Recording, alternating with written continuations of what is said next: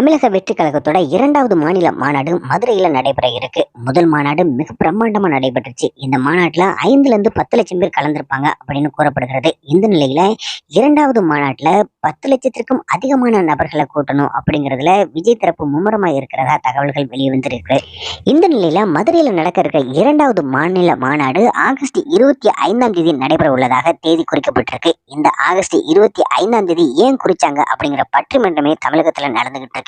இந்த நிலையில ஆகஸ்ட் 25ஆம் தேதி விஜய் அவர்களோட திருமண நாள். அது மட்டும் இல்லாம கேப்டன் விஜயகாந்த் அவர்களுடைய பிறந்த நாளும் கூட. ஆகஸ்ட் 25ஆம் தேதி நடைபெற உள்ள மாநில மாநாட்டுல விஜய் அவர்களின் கட்சியோட மிகப்பெரிய கட்சி ஒண்ணு கூட்டணி சேர இருப்பதா தகவல்கள் வெளியாகி இருக்கு. அந்த கட்சி வேற எதுவும் இல்ல, விஜயகாந்த் அவர்களால் தோற்றுவிக்கப்பட்ட தேசிய முற்போக்கு திராவிட முன்னேற்ற கழகம் தான் விஜய் அவர்களுடன் கூட்டணி அமைக்க இருப்பதாகவும் தகவல்கள் வெளியாகி இருக்கு.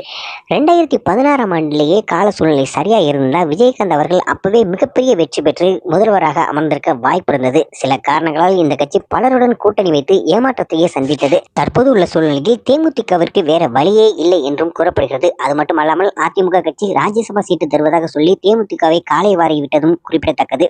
விஜயகாந்த் கொள்கையை கடைசி வரை காப்பாற்ற வேண்டும் என்பதால் கண்டிப்பாக திமுகவுடன் கூட்டணிக்கு வைக்க வாய்ப்பில்லை என்றே கூறப்படுகிறது. தமிழக வெற்றி கழகத்துடன் தேமுதிக இணைந்து பணியாற்ற இருக்கிறது. இந்த கூட்டணி அறிவிப்புகள் கேப்டன் பிறந்தநாள் அன்று வெளியாக வேண்டும் என்பது அனைவரின் விருப்பமும்.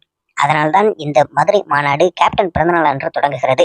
இந்த மேடையில் விஜய் மற்றும் பிரேமலதா ஆகிய இருவரும் ஒன்றாக இணைந்து கூட்டணியை அறிவிப்பார்கள் என்றும் கூறப்படுகிறது. இப்படி ஒரு பேச்சு தமிழகத்தில் நடந்து கொண்டிருக்கும் நிலையில் விஜய் அவர்கள் முதல் மாநாட்டிலேயே தங்களுடன் கூட்டணி அமைக்கும் கட்சிக்கு ஆட்சியிலும் பங்கு அதிகாரத்திலும் பங்கு என்று ஏற்கனவே கூறியிருந்த நிலையில் தற்போது வரை எந்த கட்சிக்கும் விஜயுடன் கூட்டணி அமைக்காமல் இருப்பது விஜய் மீது எந்த கட்சிக்கும் நம்பிக்கை இல்லை என்ற பேச்சுக்கும் தமிழகத்தில் பரவலாக உள்ளது.